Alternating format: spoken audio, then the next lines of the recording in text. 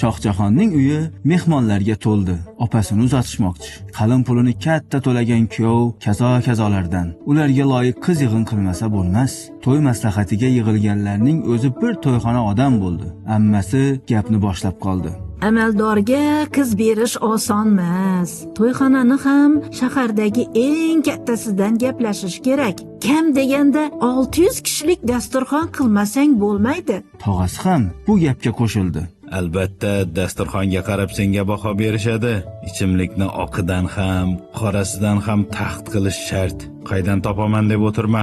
Tarvuz qovundan tortib qulupnaygacha qo'yish kerak. Shu payt Shohjahon ham robotga qarab piching qilib qoldi.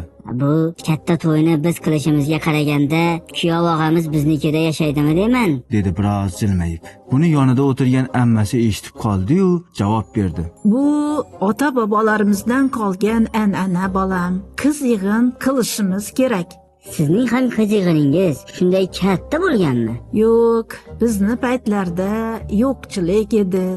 Gapga endi robot aralashdi. Qiz yig'in o'zbek xalqining qadimiy an'anasi, biroq katta to'y qilib berish 2000-yillardan keyin ommalashgan. Unga qadar qiz yig'in bo'lg'usi kelinning 10-15 nafar dugonasi, tajribali ota-onalar hamrohligida xonadonlarda o'tkazilgan kichik marosim sanalgan. Shuning uchun Zuhra ammamizning qiz yig'ini ham kamtarona o'tgan. Robot gapirganda hamma quloq solib qoldi. Zuhra ammaning esa ensasi qotib Hasanboyga qaradi. Bu Mahmadonang nima deyapti? Ha, qizingni o'zini ham chaqir, o'qigan qiz, tushunadi. O'zini ham orzu havasi bordir. Qizing xafa bo'lmasin. Shohjahonning opasini ham o'rtaga oldilar. Xo'sh, o'zing gapir. To'yga qaysi san'atkorni aytaylik? Qaysi to'yxonani band qilaylik? Menga qolsa, robotjon aytganidek kichkinagina to'y qilsak degandim. Hamma hayron so'radi. Sen kimsin, falonchiga kelin bo'lyapsan? Bilasan-a, qaynotang amaldor odam. Hoyu havasing yo'qmi?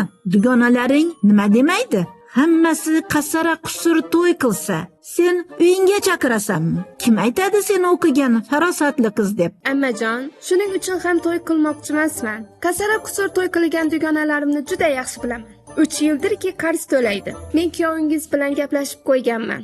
Meni xursand qilmoqchi bo'lsanglar, baxtimni o'ylasanglar, shu to'yga degan pulingizni bering. Kuyovingiz bilan chet elda o'qimoqchiman. 600 odamni yig'ganingizdan na menga, na kuyovingizga foyda bor.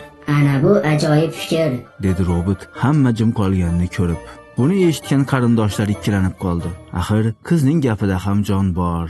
Xo'sh, sizning qizingiz qiz yig'inni katta qilmoqchimi yoki hoy havasni emas, kelajagini obod qilish rejasini tuzmoqdami?